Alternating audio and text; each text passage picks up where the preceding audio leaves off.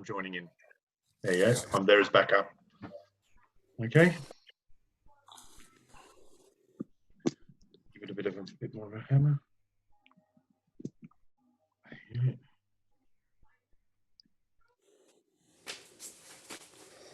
Hey, thanks for the newcomers thing the other week, Paul. It was awesome. It was had a real impact. It was fantastic. Thank you very much. Oh, good. Yeah, it was great. It really was great. I really appreciate you just going through all 12 steps the way you did. It was. Well, I wasn't planning it, so. Yeah, it came out. So just so good. Yeah. Kaiser. Well, that's why we're just attempting to put out an understanding. Yeah. Paul, Just attempting to put out a fire. Paul, I saw on your recordings that there's like part 1, 2, and 3. Do you go through the steps there as well, Paul? Step 1, 2, and part 1, 2, and 3. What date was that? That was about 4 weeks ago. I'll show you, Gabe. I'll send it to you. We've got he's done all the steps if you want. Okay, yeah. Yeah, so much. absolutely. Thank you. In depth. I came back. Beginning riffs on all the meetings. So I think it's one video with all the beginnings of the meeting. Yeah. And it's all on YouTube as well, Gabe. If you want to have a check, just check out that thing. I can send it to you if you want. In beginners, yeah. I'll put my email in the chat, David. Is that okay? Yeah, of course. And if you go to Paul's website, if you go to Zen Bitch Slap, he's got loads of stuff on there about the steps and stuff. So it's up to you. Yeah, fine. Thank you. All right, Paul? And Mike? All right. Yeah. Okay. Wait a minute. I'm trying to get into something here. There we go. Okay. Just right. I had a request for step 3 again, so I'm going to do Oh, it. brilliant. Excellent. Oh, good. Oh, yeah. We're loving step 3. Brilliant. Okay. Are you ready to kick off, Paul, or do you want to wait a couple more minutes? Wait a minute or two. Okay. I got a scan for the channel. Ah, okay. I don't want to pick up I'm with you. home shopping channel or Yeah. Yeah. the end times channel. No, we're gonna. Yeah. No. Let's go through that. Let's pass that one. The apocalypse channel. I think that's already happening, isn't it? Yeah. Yeah. That's the channel I wake up with. So, that's what I'm trying. Mate, you're program director for that channel, mate. Yeah. That's a horrible way to start the day. I'm sorry, Mickey. Yeah, I know. You know it. That's why I get on with you guys as quick as possible. Yeah. Shut that crap down. That's good. No, it's the love channel. That's better. Oh my God, can't even believe I said that. That's really bad. Oh, fuck you know. Right, okay. No, if I ran with the channel I woke up with, yeah, it sucked. You're gonna be the love channel counselor. Yeah. So you're gonna the 100 number. Yeah. Dial this number now. Yeah. Topic concerning love. And get a free set of steak knives with every bit of love. Yeah. Steak knives. Yeah. Plus autographed embossed napkins. Yeah. And a Zen Bitch Slap T-shirt. Then Bitch Slap T-shirt. I'm representing. That doesn't show up for 8 weeks. Yeah. There you go. I'm representing Zen Bitch Slap. Is that the shirt? Is that a shirt? Is that a Zen Bitch Slap shirt you got on? Yes, It it is. is. Oh, check it out. Can we see it, please? Very rare. Can you see it? No. There's only one ever been made, isn't it? No, there's tons of them, but this was the latest version. Wow. Amazing. Okay. Yeah. We ready to kick off? Model it well. You all All good, right, Paul? Hmm? Should we start? Yeah. Let me turn off this thing. Yeah. Okay. There's The some phone. ominous music going on there. Yeah. Yeah. That's a message sound. Yes. Yeah. Okay. Maybe I'll just. every message is ominous. Yeah. Yeah. After dominance. Yeah. Okay. So hello everyone. Good afternoon. Good evening. Good night. Good morning. Wherever you are. Welcome to Paul H's Reflections on the 12 Steps. Just to say that this is not an AA meeting. This is only a member's view of the steps and the big books. And I think we're doing step 3 tonight, which is awesome because I remember the last time Paul did it, it was fantastic. So yeah, this is this is not an AA meeting. So it's not an all share, it's a Q&A. So when Paul's done, ask some questions on it. I'm sure if you wanted to share, maybe Paul would be okay with that, but just try to encourage everyone to stick to the brief, as it were. So that's it. So yeah, so over to you, Paul. Paul Alcoholic. Hey, man. It's morning in Northern California, but yes, an important person asked me if I could go back over step 3. So step 3 is made a decision to turn our will and our lives over to the care of God as we understood Him. So of course it follows steps 1 and 2. The program is sort of a linear process. So it's sort of like a meat tenderizer. Yeah, step 1 and step 2 hopefully have, we've come to a sense of malleability, and then the prospect is finally offered where the solution lies, which is the having something other than ourselves manage our lives, basically, or direct our lives. And you can be directed while you're a director of many people. It doesn't mean you're not in a position of managing. It's just that you're being managed while in the position of managing. So made a decision to turn our will in a life. That was always curious to me, because if it was truly our will and our lives, we could just turn it over to the care of God and be done with it. Yeah. And there wouldn't be a need for the other steps like 4 through 9. There would just maybe be a maintenance step, 10, 11, and 12. But because, and the way we're speaking of the 3rd step, again, is rooted in the premise we're offering as just a suggestion or a possibility, yeah, of the exact nature of the wrong. So we're using a statement out of page 64 to sort of consider a difference between what has defeated us and us, yeah? That brings into question some of the statements in the book, not about the principles, but about the description of the exact nature of the wrong. Because in a number of cases, it's said that we manufacture our own misery. I don't agree with that. I think something manufactures misery through us. We are the problem. I believe you have to get to that point because we're denying that we're the problem. So there's got to be an owning of the problem, but I don't believe it stops there.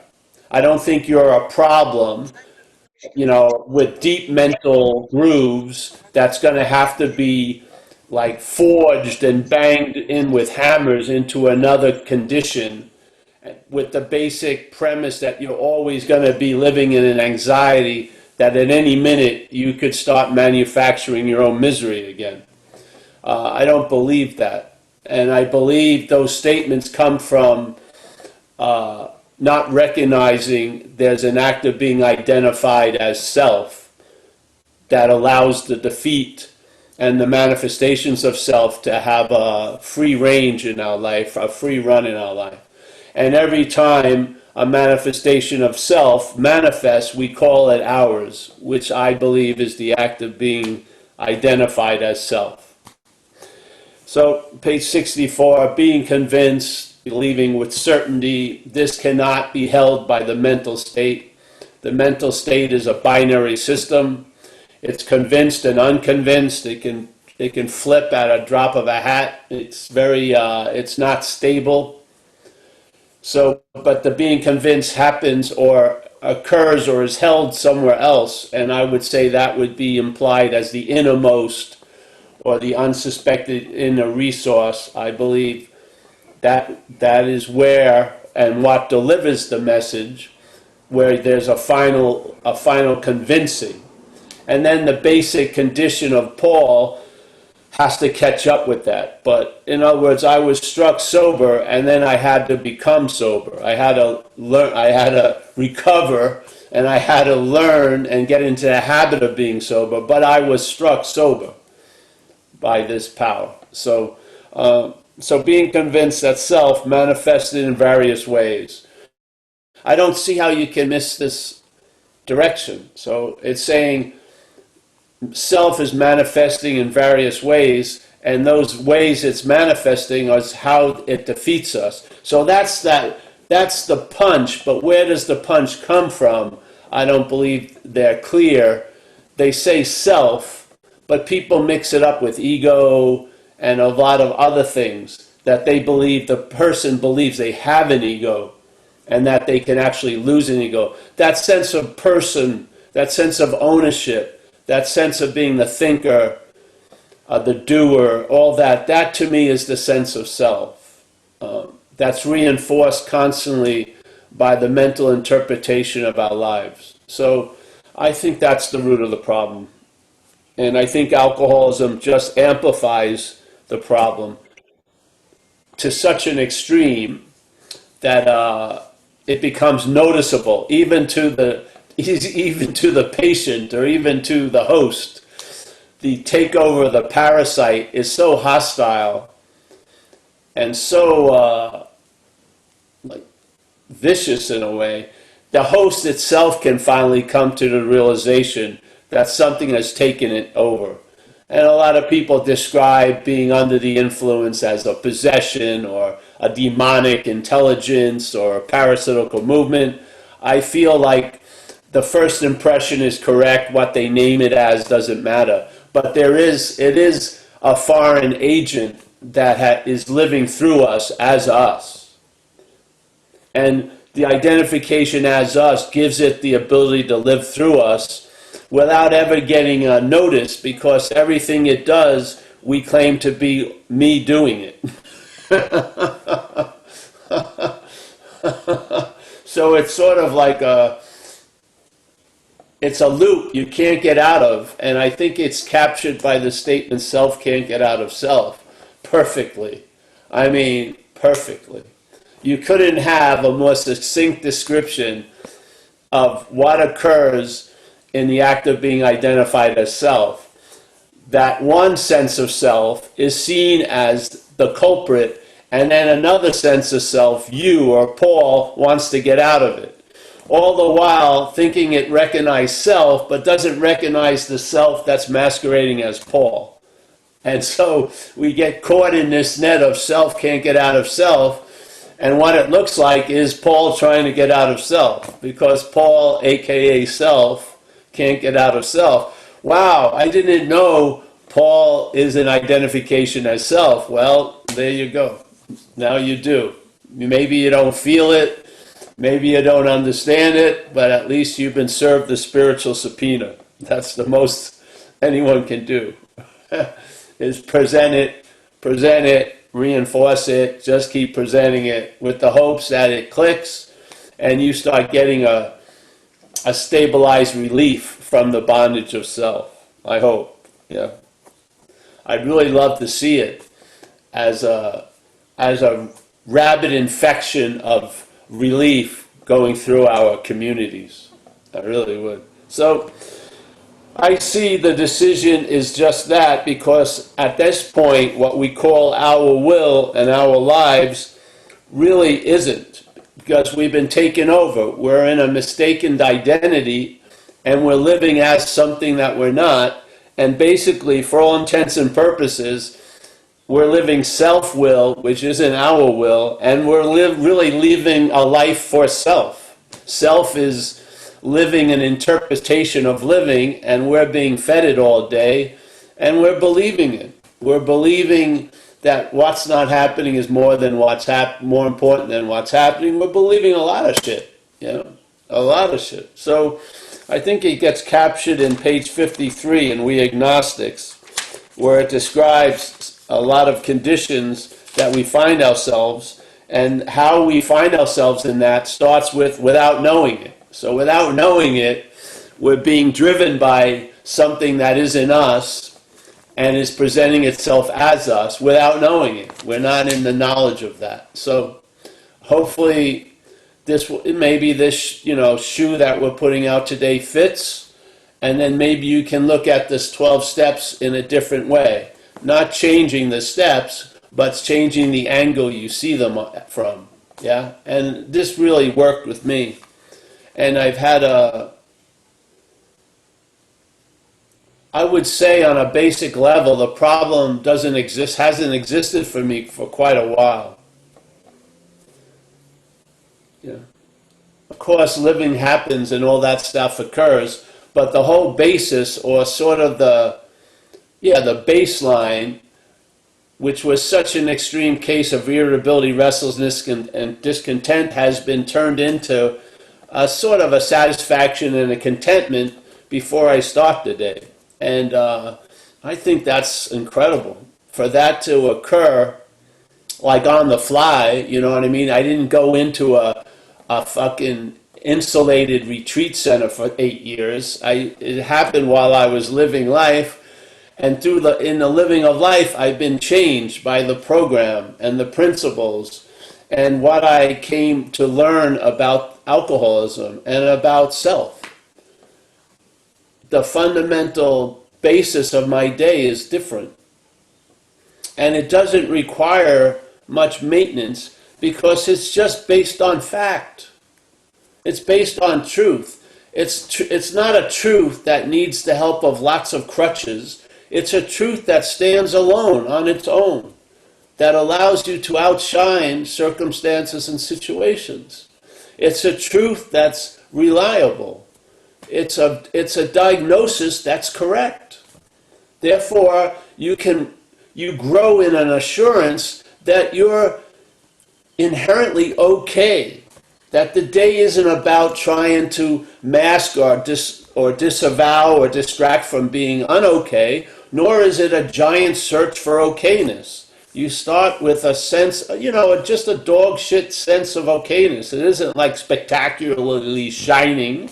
Maybe it is to others, but it's just something so reliable, like an old pair of shoes. They work and they don't run, It's, I don't know, I think it's magnificent, really. And for a problem that was so fucking vicious and so influential in my life, and therefore in the lives of all these people I contacted and who I knew well, like my family, all the shit that happened through this takeover, for that to be undone, the premise of it, and also to have a means and a way to make amends and clean everything up. And so that, you don't shut the door on the past, nor do you regret it, because I knew, well, what my view of if something was supposed to happen is it happened. And if something wasn't supposed to happen, it didn't happen. It's just a simple obviousness. I mean, I can think tons of things shouldn't have happened, but they did. Like I can premise, I would be a great professional surfer now, I'd be retired, if I hadn't gotten run over by the car, but I got run over by a car. That's what happened. So it wasn't supposed to happen? Well, it did. So I don't know, I think you can come to a peace with a lot of things that used to tie us up in knots. Once the root of the problem is seen clearly, it lends a clarity to a lot of other things. In Zen they would call it like you see blue as blue and red as red and stuff. It's implying that the obscuring, the cloudiness of stuff clears up. The atmosphere that you're seeing things in clears up. It's like the wattage of the basic light that's lighting up your day has gone up to 200 instead of like a 25 watt. So you're seeing more. There's not more seeing, but you're seeing more. More is being revealed constantly, like it says in A Vision for You. So I believe that we're in occupied territory in a sense. So in that, where the light's not out, this is a seemingly hopeless state of mind and body. It is not a hopeless state of mind and body. As they say in the preamble, whatever, we're 100 men and women who have recovered from a seemingly hopeless state of mind and body. It appeared to be hopeless when we're in it, but they finally got the invitation. They saw it as seemingly. It was appearing to them to be hopeless, but it isn't hopeless. So that light that we are has never been put out. Yeah? So from that light, we can make a decision to turn our will and lives over. Now that light may not have the ability to produce and be able to enjoy peace of mind in our active addiction condition, but it's still there. The light has never gone out. And so now from that light, from that innermost, there's a decision made, or a decision has been downloaded into you that to turn one's will and life over to the care of the higher power. And how that is initiated is 4 through 9, obviously. What gives the life or the breath or the flesh and the blood to the third step is 4 through 9. That's the working steps, yeah? So because we're an action figure seemingly, we're going to have to get out of the action figure, we have to take action, yeah? So 4 through 9. And so the third step is just a decision, and basically like sending out a flare in the sky of grace to call in this juice, and then we do what we need to do, which is the action steps. Not looking at the outcome, just do what we're told to do, 4 through 9. So we launch on this course of action, and what happens? It leads us to having an awakening. Hopefully you wake up from the disease. You don't keep waking up as the disease. And then from there, we'll have a way of life, and the habits will be in place, and we'll be in the habit of being sober, and that will be how it's maintained, the condition, which is the condition of sanity concerning the first drink. So to me, the program really is about not starting, really. It's not about stopping drinking. Stopping drinking is like the first admission. It's like the admission into the program. But it isn't the center of the program. The program is a program of recovery of the underlying causes and conditions. And let's get to the exact nature of the wrong. Yeah, because the underlying causes and conditions are being fed by the exact nature of the wrong. They can't live on their own. The causes and conditions that are causing effects are living in the petri dish of identification as the disease. Yeah? So if the pH of that petri dish can change, which is us, if that can be moved into a more favorable condition for love and tolerance and fucking ability to enjoy peace of mind and knowing serenity, which is the better way, trusting that thing of infiniteness instead of trusting the finite, well, that's the process. So trusting the finite, obviously, is a devotion or an addiction to the thoughts about what's not happening. Really. And we can't, as a thought or as a thinker, we can't get out of those thoughts. So we have to see something. Are those our thoughts? If they're not, you'll start losing interest in the thoughts. And if you lose interest in the thoughts won't have the impact they used to have, because it's your own interest that's causing the impact through the thought. That's what happens. You have a thought, it's driving you crazy. I see you're driven crazy, but the thought's not driving me crazy, as long as I see it as bills. But if it's held as mine, the exact same thought can drive me crazy. It isn't the thought, obviously. The thought is used, yes, by something. So let's find out what that is. And then if we have the exact nature of the wrong, a good diagnosis, then the application of the steps can really take us somewhere, and hopefully we get stabilized and the problem doesn't exist for us today. Yeah? Yeah. And that we'll lose interest in ourselves and gain interest in others, and then all those lovely expressions of service and shit like that will become a habit. Yeah? You won't be doing service, you'll be of service. Yeah? You won't be searching to feel the presence, you'll be the presence. Yeah? You won't be trying to be available, you'll be available. So this is, I believe recovery progresses, and I think we're all in that state of progressing in recovery. And so hopefully, you know, whatever, these talks are helpful or not, but there you go. Thanks. Awesome. Thank you very much, Paul. And it's time now to raise your hands, and we've already got a hand raised, and it's our mate Kaiser. Kaiser, over to you, mate. Oh, you're on mute. Kaiser. Kaiser. Hey, Paul. Hey, everybody. So I am engaging in these steps as they are in the book through AA. I'm doing Joe and Charlie's version of the fourth step, and I'm progressing. So it's very important for me to not play God. And then that expresses, or I understand that as do the work and get out of the results. Like just do the work, the steps. There's one question that I have, and it stirred in me last week. I think it was like Thursday or whatever. You're doing a sat song or something, and you were describing you kind of where you are and where you're living from. And it sounded like a permanent third step. Like when I do the third step and I turn my will in life, and then I allow the whatever the expression is, and I'm going behind my head with my hand here because it's like I can't reach it. Like I'm not there. I'm open to something, and then it's like a will in life. I kind of get direction from that, and I just do the work. It sounds like perhaps what we really are is like the movement of a third step. Maybe it's like a permanent third step eventually. I don't know if I'm off base, and if it's not information that I need right now, you don't have to answer that because I don't need to, figure it out. But that was my question. All right, yeah. Well, I have a feeling on certain basic principles of AA,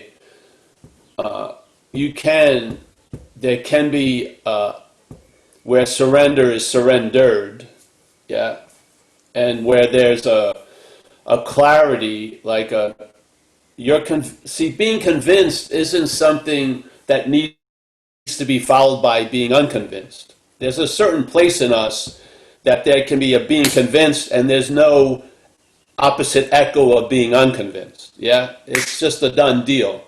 Yeah, you hit a point. See, I didn't know I had the ability to be convinced, but in hindsight, I have, because I got struck with, that I'm not managerial quality and that I'm fucked. And really, that hasn't changed in all these years. Yeah, it doesn't come up for review, and I don't have to go and fortify myself.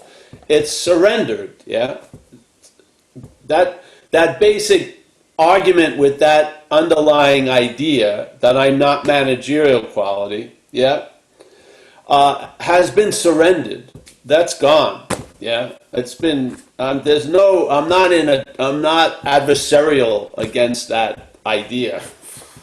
And the thing is, I find it goes much better when the fact of that condition is seen as a fact from Paul, instead of Paul seeing it as in a way of denying it, yeah?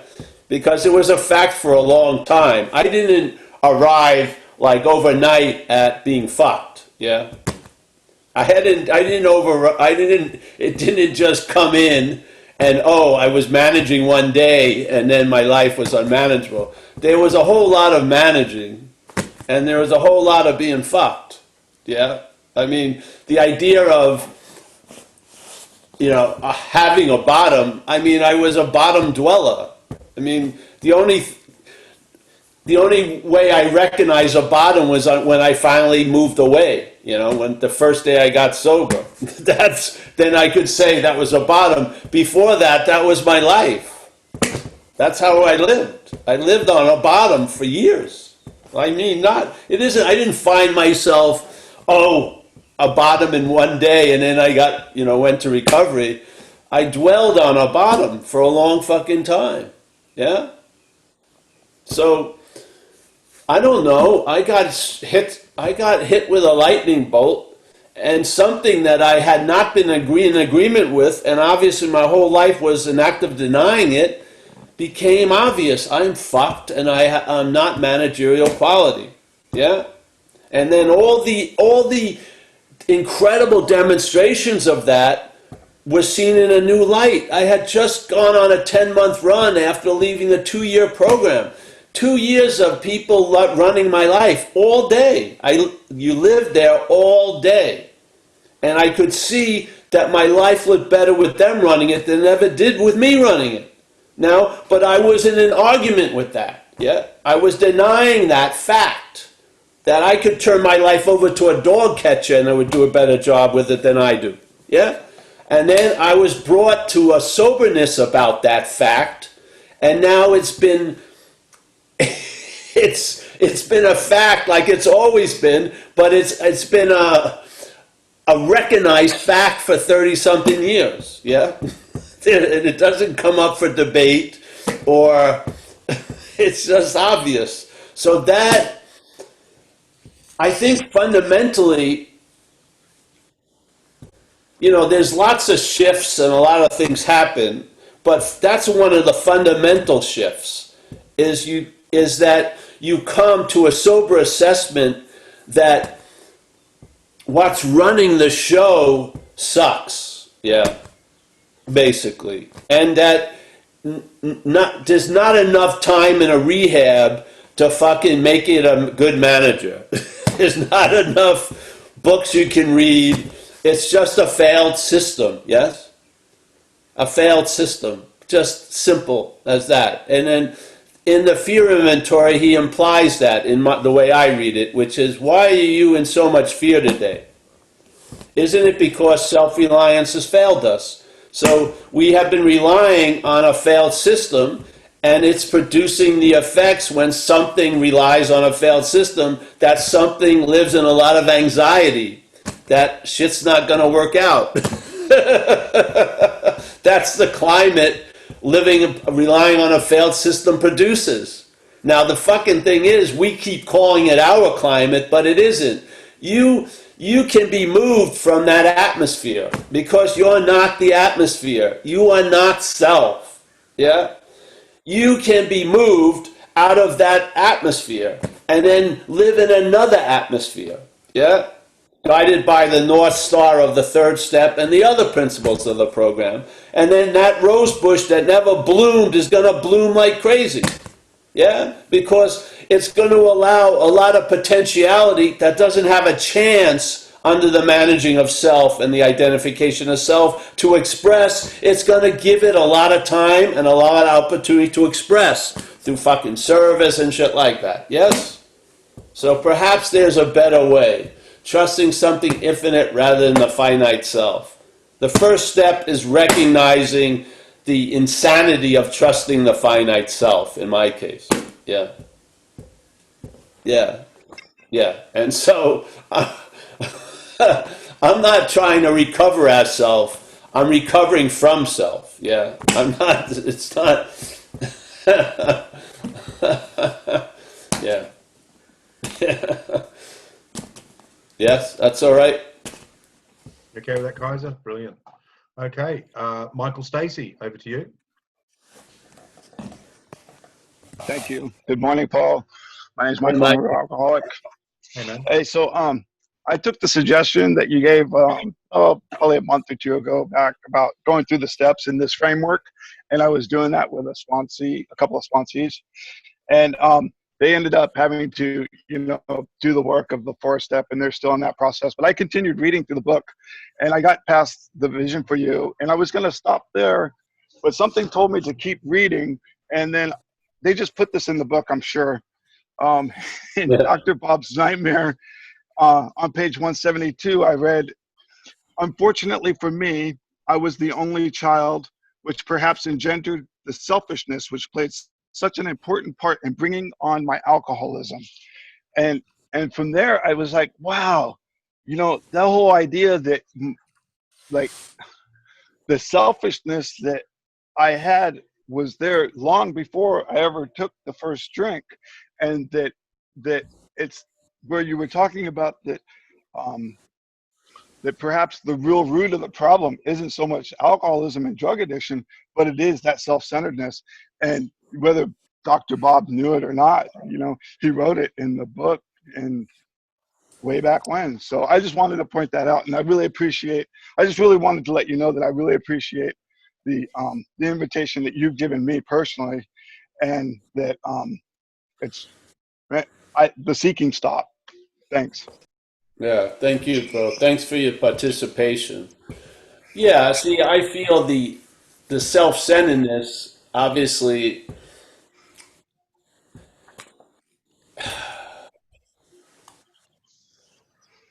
is what it looks like when a host is driven by the parasite. Yeah, so that's simple. Now, the host, driven by the parasite, thinks it's the host that's self-centeredness, and so now it tries to get out of the self-centeredness. And then, for me, one of the solutions was drinking and using. Yeah. So Paul, once again, not knowing it was in the act of being identified as self, has been trying to get out of self for a long freaking time. Yeah? And there's no convincing it otherwise. Paul would pay any consequence tomorrow not to feel uncomfortable now. Paul was driven to get out of Paul. I didn't realize at the time that which was called Paul was an identification as self. Yes? And so I was caught by that cryptic saying in our community, self can't get out of self, because I didn't understand that statement. Yeah? I understood the statement, but when I held it, I thought, well, I understand that. Self getting out of self would be crazy.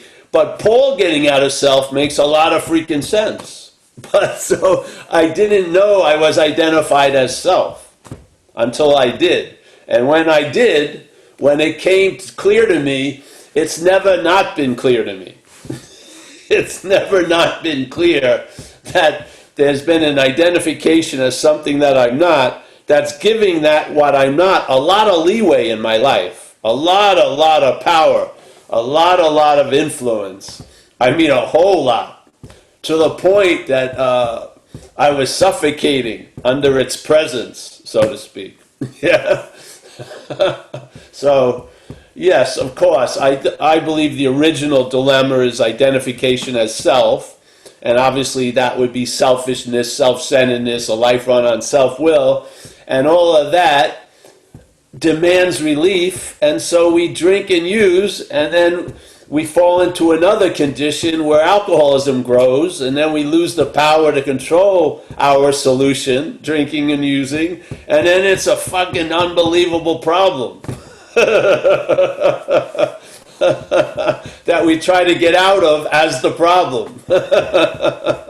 So, and then we think, the problem thinks, well, if I stop drinking and using, I'm not going to do what I used to do when I drank and used. And then you get sober and you have a rude awakening because you're still acting like you used to without the cocaine and the alcohol. So obviously your diagnosis was incorrect. You thought it was cocaine that made me act that way. I'm acting that way without cocaine. Bing! You were wrong. Yes, once again.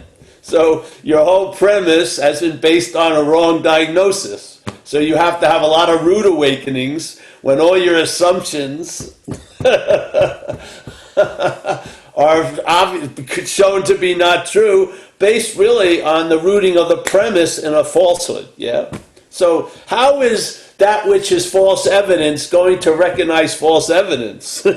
It's gonna constantly keep taking false evidence to be real because it's taking the false evidence of Paul to be real. Yeah? So if you want to see false evidence from truth, you better have a clarity about the false evidence that's happening here. Yeah. Yeah. I mean, that's why we fall for false evidence all day, because we are the expression of falling for false evidence.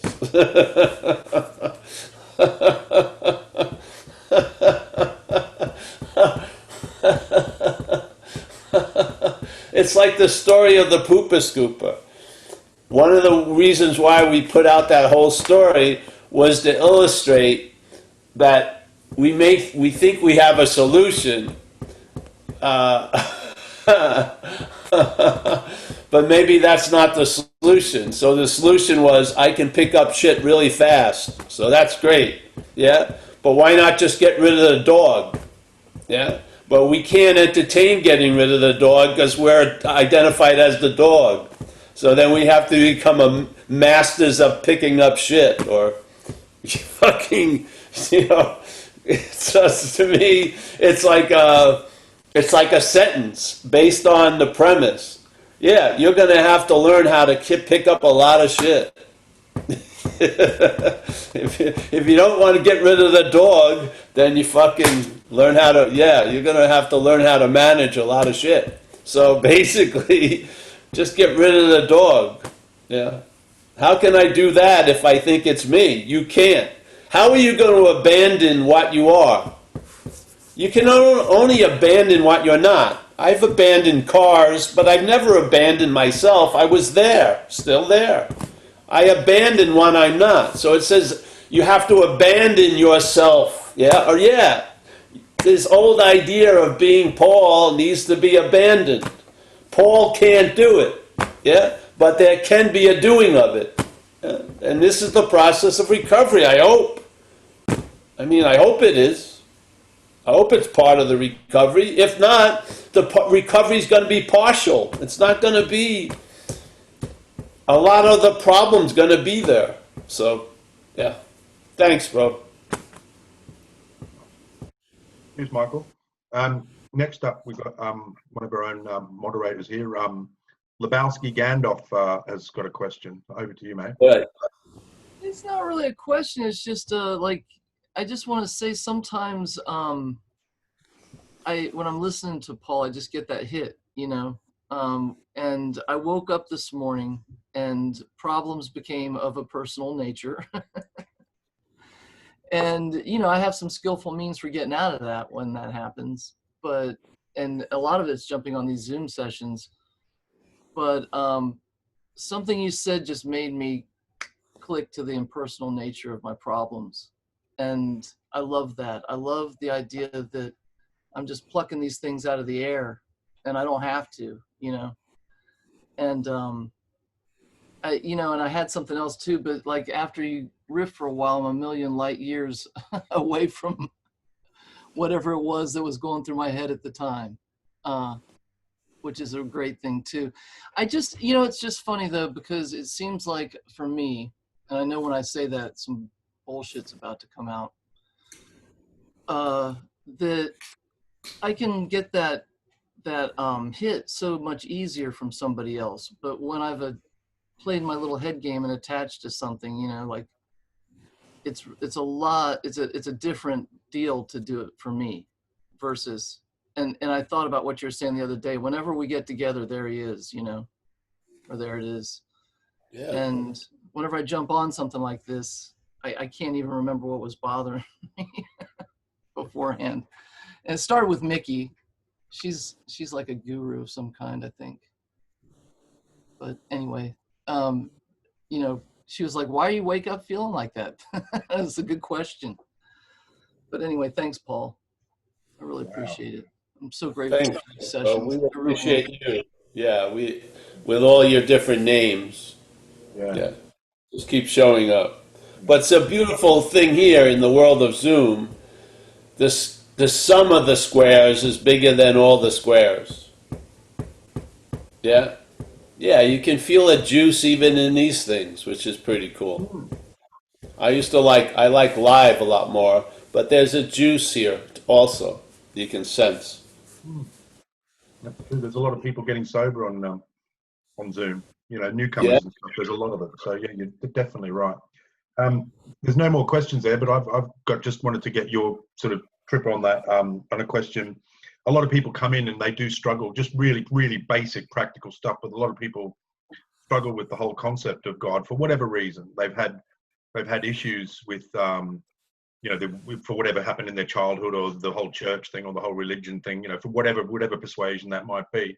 What was, I know, because I think you were on a spiritual search before you got sober, from what I can gather, but what's been your experience in terms of the early days of how that worked for you in terms of practically? How did that happen for you, the step 3 thing? Well, the thing, you know, I can't really speak from experience. I didn't have any problem with the idea of God. Literally, I could care less in a lot of ways.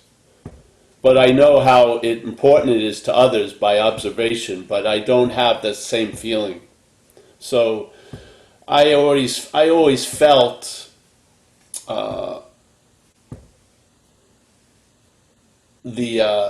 you know, the invisible other since I was young. Yes. Okay. Yeah, when you're young and everything, and I could feel, you know, I felt, you know, like a divine choreography and other things, and so I had a basic leaning in that direction. Yeah, so it wasn't a problem for me at all, and I also came in on a big wave. I just got struck sober, and there was a lot of momentum there that I just sort of got sucked in. You know, I was just like drafting, you know, like a car gets behind another car. I was just drafting the momentum of AA in action.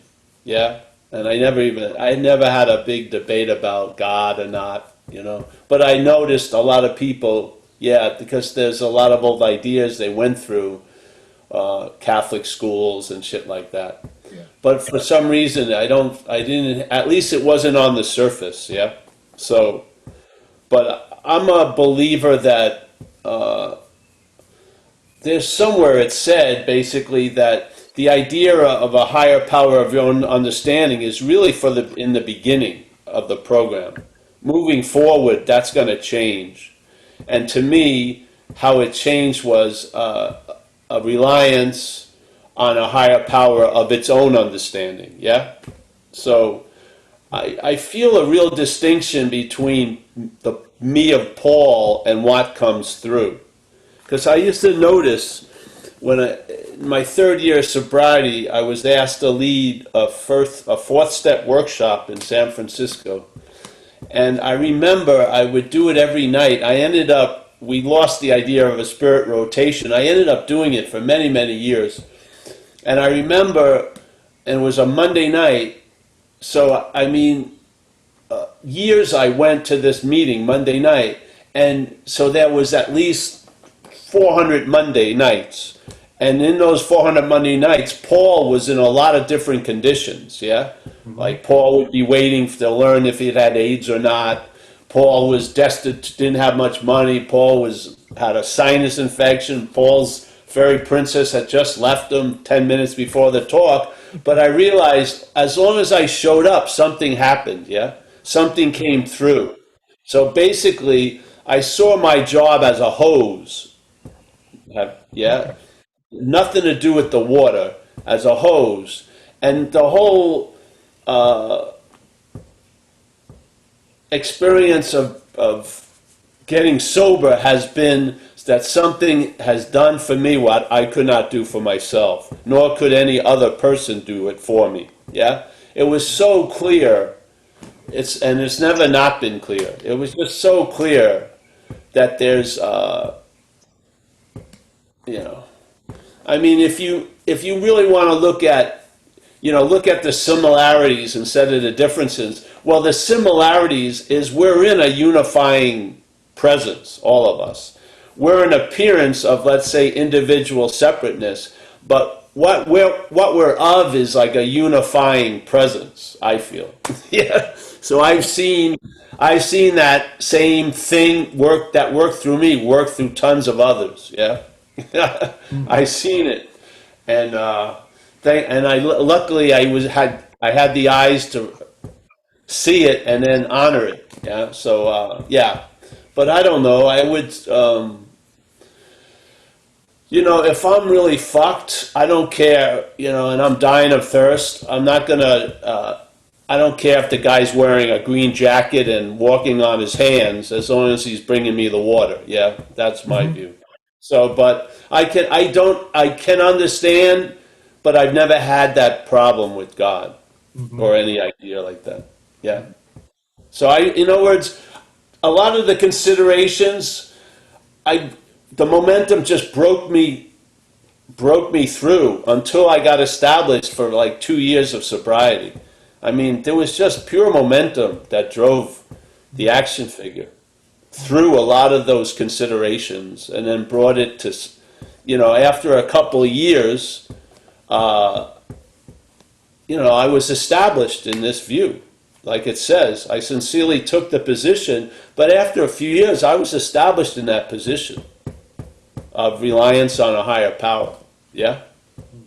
I mean, an active acknowledgement of that. I was established there. Yeah. Not just theory, but you actually lived it. No theory. Theory is, see, this is not a leap of faith. This happens. This happens to us, through us. It does. The problem is that reliance on the head, it's not giving us honest information. It's going to forget a miracle in a half hour, and it's going to constantly obsess over an assumed slight for 40 years. You got to see, it's the GPS is very myopic. It's like HAL in 2001. Yeah. It's out to further its agenda. The mission has been totally compromised without us knowing it, and it's basically living through us for itself. Yeah. I mean, seriously. And I mean, if you are completely driven by thought, you're fucked. We have to get a sense of that state of called the pause. You know, we have to get a feel of that, not just an idea, but a feel of what it feels like to be before thought. Yeah, 'cause that's where the certainty lies. Yeah, yeah. You can't come to that certainty through thought. It's prior to thought. It has nothing to do with thought. You can't think yourself into the pause. Yeah. But you can seemingly think yourself out of a pause, definitely. Yeah? So, I mean, I don't know, all of us must have come to this conclusion. It may not have made sense or concretely put together yet, but we have been driven by a failed system. It's not redeemable. It isn't. It's not going to be rehabilitated. It isn't. It's been subdued, and hopefully an outside influence has been brought into the system. But it's not produced by the system. And the system is not going along with it without a fight, yeah? But hopefully the higher power it's become obvious that the higher power is, and from the idea of the sense of the higher power, you've now got a sense that which you thought was you is a lower power that can only appear as the higher power if it fucking has a complete denial of the higher power. Yeah? So, you know, the little dog rolls over when the big dog gets introduced. We've been introduced to the big dog. Yeah? So, yeah, let's... But we act a lot like we're fucking still under the throes of the little dog. People share, and they always have to preface it with, but I'm still fucked, I'm still crazy. Give me a fucking break. It's like pledging allegiance to the fucking failed system, you know? As if you worry every day, it'll keep the big thing you're worried about not to happen. You're still letting this thing play God. Yeah. Yeah. It's still getting away with playing God quite a lot. Quite a lot. I mean, that's what that guy Kaiser, see, when there's the the surrendered is seeing that. Yeah. Mm. One of the things that becomes clear to you is that which is playing God. That becomes clear to you, and more gets revealed, and all of it reveals that it's not you. You've been listening to a foreign fucking pathogen.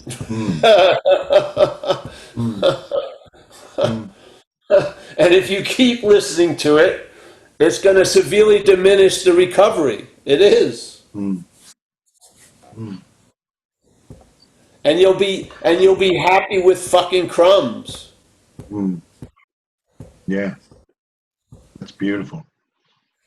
I love the analogy you said with 2001. That's one of my favorite films in the book as well, Arthur C. Clarke. But when you said about not making sense, the brain or the mind or whatever it is just can't make sense. HAL 9000 can't make sense of the Jupiter mission. It can't make sense of the spiritual whatever's going to happen. It can't. It just has no capacity to do so. Is that No. right? So that's the point. So how mad can you get about how? You can't. This isn't about hating self. It's about recognizing its incredible limits. It's got a myopic view that it thinks is the panoramic view. And so to cover up the myopic view, it plays God about the panoramic view. It tells you how it's going to be, how it was, this and shit and that. It has no fucking insight into any of it. It's a fucking myopic little view, and what you're seeing is amplifying the seer. That's the whole thing. What you see just amplifies you all fucking day. Yeah? You get a panoramic story. Oh, this is going to happen. You're going to be fucked. If you don't do this, you'll be destitute. Or you were this or that. It's myopic. It doesn't see fucking squat.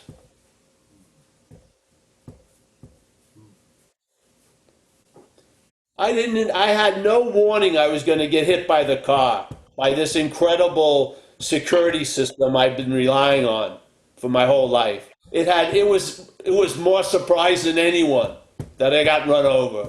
It didn't have a fucking clue. It has no idea what's going to happen. Yet it gives us thousands of ideas about the outcome. Yeah?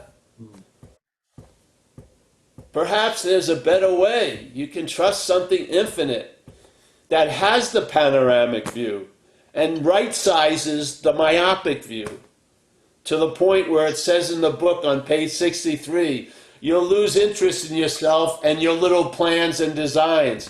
When did you think your plans and designs were little? Yeah. This is the myopic view. It makes mountains out of molehills. That's what it does. Yeah? It's playing God all day. How are you going to quit playing God? You got to see it's not you. And then, if that which is playing God tries to quit playing God, I use it all the time, but it's the truth. That's playing God. If you try to work and convince what's playing God to quit it, it's playing God. Yeah? It's ad infinitum. You're never going to get out of it. Perhaps there's a better way,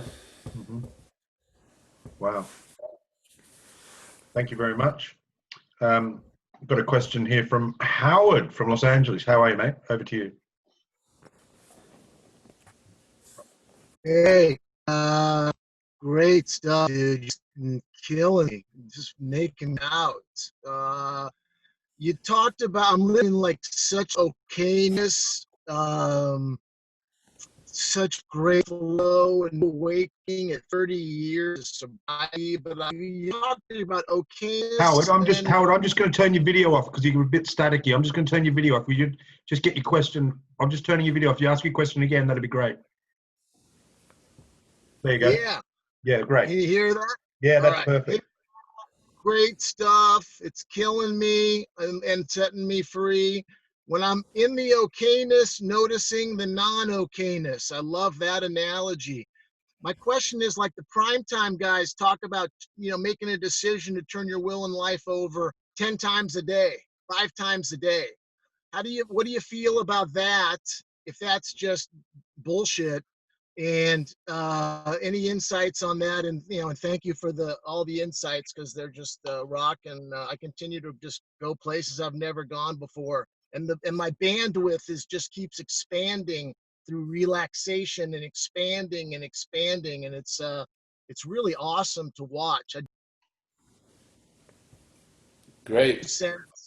It's this new thing. I just go, wow, where did that come from? And I know that my only challenge is to not claim it in that moment. Just don't claim it, Howard. It's just, it is. It's what is. It's the is. Whatever you want to call it.